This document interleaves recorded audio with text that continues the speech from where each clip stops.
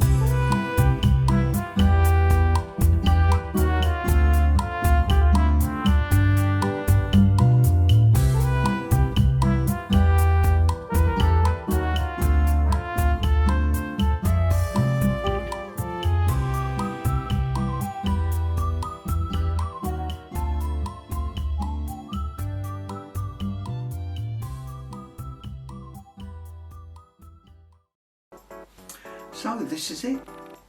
And here we have it. Enoch from over the garden wall, and there it's done. I quite like it. Don't know about the pumpkins. Over the garden wall, and this is the character. Okay, so next is the spinny thing. You can have a good look in it whizzing around, and I hope you like it. I hope you enjoyed me working on it, and it was interesting. So, great. Thanks a lot.